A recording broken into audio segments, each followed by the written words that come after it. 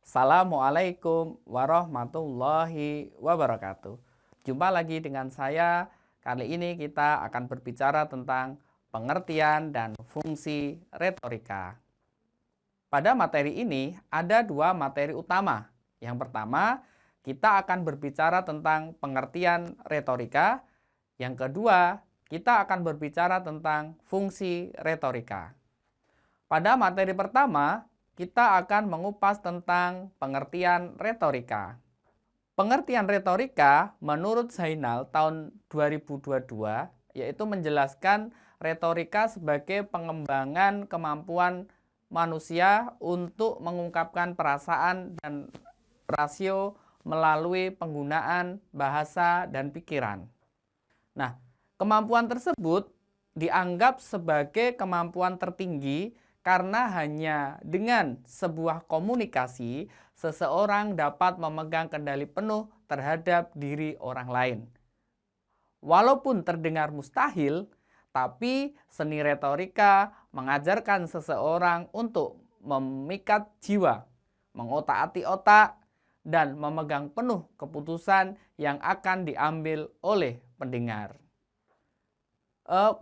Pengertian lain kemudian diungkapkan oleh Sua tahun 2023 mengatakan bahwa retorika lebih mengurus pada keahlian penggunaan bahasa yang baik sebagai sarana interaksi antar manusia. Nah, keahlian bahasa pada retorika bukan dimaksudkan kepada yang pertama seseorang yang hanya dapat berbicara dengan cepat, menggunakan banyak suku kata, bahasa, atau mengungkapkan sesuatu tanpa tujuan dan maksud tertentu, melainkan terhadap kemampuan penggunaan bahasa secara jelas, singkat, padat, sehingga dapat menimbulkan kesan impresif.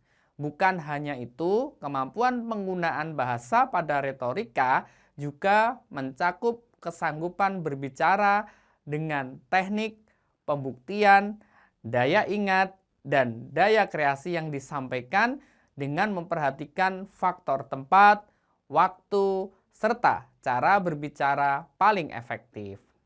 Bukan hanya itu, kemampuan penggunaan bahasa pada retorika juga mencakup yang pertama, kesanggupan berbicara dengan teknik, yang kedua, pembuktian, yang ketiga, daya ingat, dan keempat, daya kreasi yang disampaikan dengan memperhatikan faktor tempat, waktu, serta cara berbicara paling efisien.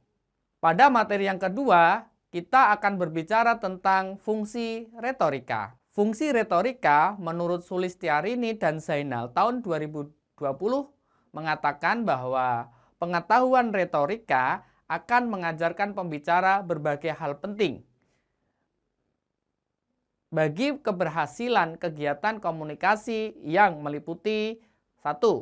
Mengutarakan gagasan kepada pendengar melalui kegiatan komunikasi yang penuh pesona dan topik pembicaraan yang menarik. Yang kedua, memberikan bimbingan pemilihan topik pembicaraan. Yang ketiga, pemilihan sarana ulasan yang bersifat persuasif dan objektif. Yang keempat, pemulihan kegiatan pembicaraan yang sesuai dengan tujuan. Yang kelima, bagaimana menata bagian pembicaraan sehingga menjadi untaian kata yang utuh dan padu. Kemudian yang terakhir adalah yang keenam, memilih gaya bicara serta majas yang akan digunakan oleh pembicara. Fungsi retorika menurut Hawasi tahun 2023, retorika memiliki 5 fungsi. Nah, fungsi yang pertama adalah mengajarkan kepada pembicara bagaimana cara mengamati kejiwaan pendengar yang dihadapi. Yang kedua, mengajarkan pembicara memahami kondisi pendengar. Kemudian fungsi yang ketiga, mengajarkan pembicara menemukan keputusan dalam mengambil ulasan yang akan disampaikan dengan cara lebih baik. Kemudian fungsi yang keempat adalah membimbing pembicara untuk dapat lebih percaya diri. Yang terakhir, membimbing pembicara untuk mempertahankan pokok pembicaraan dengan asumsi-asumsi yang terdengar masuk akal. Terima kasih, semoga materi ini bermanfaat, semoga teman-teman mahasiswa sehat selalu. Saya akhiri, wassalamualaikum warahmatullahi wabarakatuh.